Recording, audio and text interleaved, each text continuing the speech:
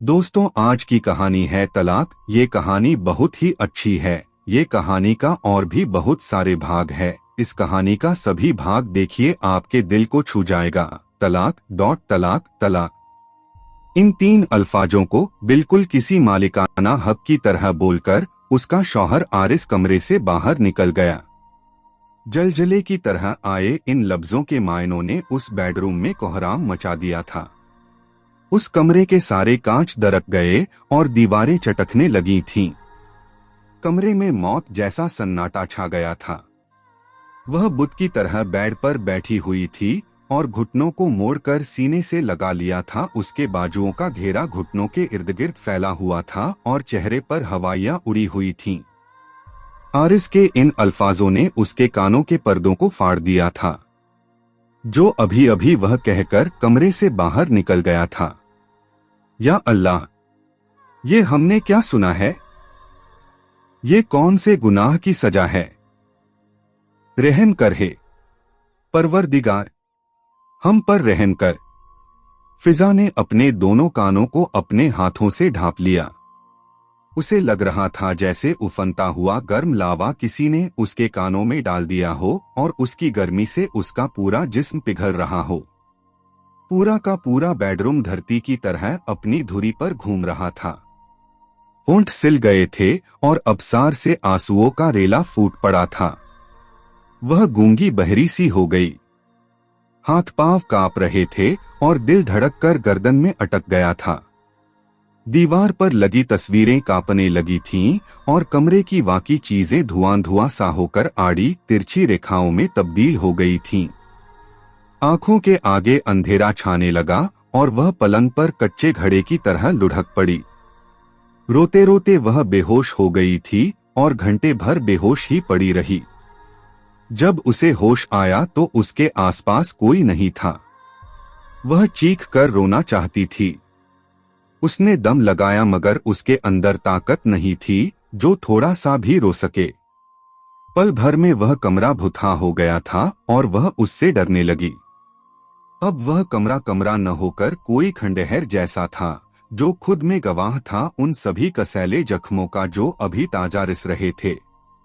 अपनी ही ससुराल अजनबी सी लगने लगी। उस अजनबी जगह पर वह जिंदा लाश के सिवाय और कुछ नहीं थी। चंद मिनटों में ही सब कुछ बदल गया था। हकीकत में यह एक तूफान ही था। इस तूफान ने उसके दिल की दीवारों को इतने जोर से झकझोरा था कि उन दीवारों की बुनियाद भी हिल गई थी। उसका हलक सूख कर चटकने लगा था। उसे लगने लगा था अगर जल्दी से पानी न मिला तो उसका दम निकल जाएगा। उसने देखा तिपाई पर पानी की बोतल और गिलास रखा है। वह बेजान बेसुध सी घिसककर पलंग के सिरहाने रखी तिपाई तक पहुंची और वहां रखा हुआ गिलास उठाकर थोड़ा हलक तर किया था। तब जाकर उसकी फंसी हुई सांस अंदर गई थी। अब वह उस घर का पानी भी पीना नहीं चाहती थी, मगर जिंदा रहना था जिसके लिए उसे ये करना पड़ा। जैसे ही वह कुछ सोचने के काबिल हुई, उसने हालात को महसूस किया और बिखर गई। बुरी तरह तड़पने लगी।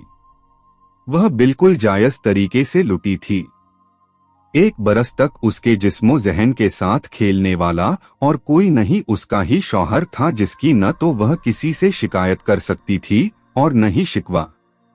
ये बलात्कार ही तो था बस, जिसको उसने बकायदा सर्टिफिकेट हथिया कर किया था। उसी के सहारे अपने हवस की भूख मिटाता रहा और जब दिल भर गया तो उसी सर्टिफिकेट को अपनी ताकत से पामाल करता हुआ निकल गया। वह आज उसे तलाक देकर आजाद हो गया था और वह एक मुजरिम की तरह बेड़ियों से बंधी हुई थी। जहां एक औरत तलाक के खिलाफ आवाज नहीं उठा सकती थी, वह न तो तलाक दे सकती है और न ही इसे रोक सकती है। ये सारे हक सिर्फ मर्द के होते हैं। उसकी ताकत होते हैं और उसी के गुरूर से वह कब अंधा हो जाता है उसे खुद नहीं पता होता। औरत तो हर हाल में अपनी गृहस्थी टूटने से बचाती रहती है, चाहे वह हिंदू हो, सिख हो या ईसाई हो। आरिज ने उसे 3 तलाक दिए थे, जहां सोचने समझने का कोई मौका या दस्तूर नहीं होता। सिर्फ एक हथौड़ा होता है मर्द के हाथ में और उसकी चोट लगती है औरत के दिल पर। वह गिड़गिड़ती है, चिल्लाती है, यतीमों के माफिक भीख मांगती है, रहम करो, मत दो हमें तलाक। हम अबला कहाँ जाएंगे, मगर वह ये भूल जाती है कि भीख में कभी किसी को मुंह मांगी चीज नहीं मिलती। उसे तो वही मिलता है जो देने वाला देना चाहता है। वह चीखती रहती है, चिल्लाती रहती है, मगर उस मर्द का सीना पत्थर जैसा हो जाता है, जहां से हर आवाज टकराकर वापस आ जाती है। औरत का बिलखना उसे अच्छा लगता है। उसका धंधकता हुआ कलेजा चीख चीख कर कहने लगा, अब ये घर उसका नहीं रहा, उसे तुरंत छोड़ देना चाहिए। ये घर, ये दीवारें और यहाँ के लोग अब उसके लिए पराये हो चुके हैं। किसी से भी उसका कोई नाता नहीं रहा।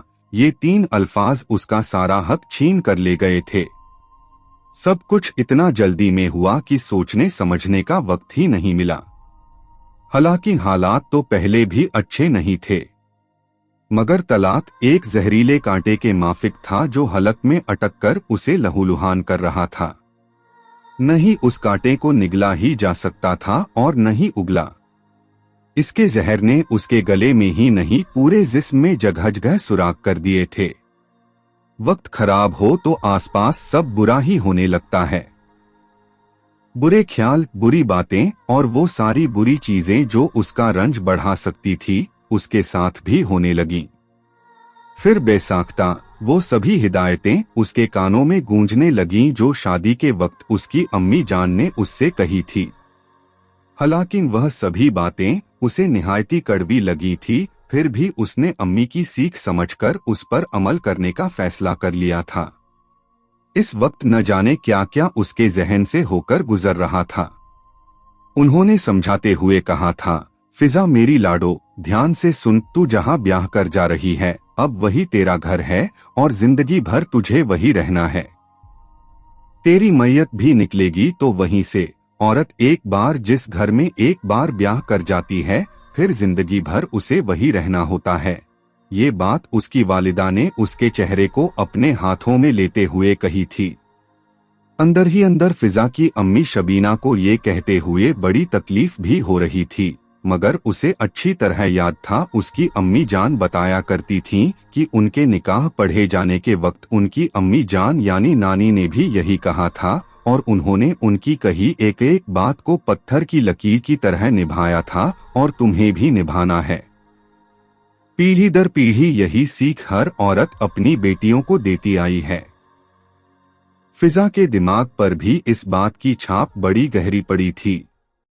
उसे सुनकर फिजा का कलेजा टूट गया था, मगर अपनी इस टूटन को उसने अम्मी जान के सामने नहीं दिखाया। बस यही सोचती रही थी, आखिर क्यों देती है वालिदा अपनी बेटी को ऐसी सीख जो उसे चंद लम्हों में ही पराया कर देती है। रिवाजों के बारे में सोचकर उसका गला कड़वाहट से भर गया। कितना बुरा एहसास था ये उसके लिए, जिसको वह किसी को दिखा भी नहीं सकती थी और न ही बता ही सकती थी। कौन समझता उसे? सभी तो इसके आदी होते हैं। बस उस वक्त बचपन से लेकर बड़े होने तक का एक एक दिन उसकी आंखों के आगे घूम गया था। कैसे अब्बू जान की पीठ पर चढ़कर मचान से डेगची उतारा करती थी, जैसे ही उसके नन्हे हाथों से डेगची फिसलती, फिर वो और अब्बू जान खूब हंसते थे इस बात से कि अगर गिरकर उसमें पिचका पड़ गया तो अम्मी जान पूरा घर सिर पर उठा लेगी। चूंकि वह घर के रखरखाव को लेकर बड़ी ही संजीदा थीं और उन्हें चीजें संभाल के रखने की आदत थी। अम्मी के गुस्से से अब्बू और वह दोनों डरते थे। शायद झूठ मूठ का डरते थे, इसीलिए ऐसी गुलकंद भरी फटकार के लिए वो लोग जानबूझकर शैतानियां किया करते थे।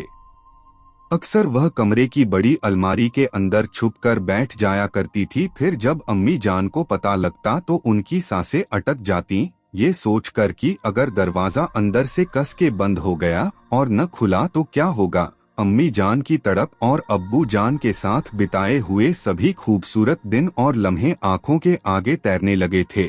दोस्तों, इस कहानी का अगला भाग देखने के लिए चैनल को सब्सक्राइब कर ले। यह कहानी हर औरत के दिल को छू लेने वाली कहानी है, इसलिए इस कहानी का सभी पाठ जरूर देखें।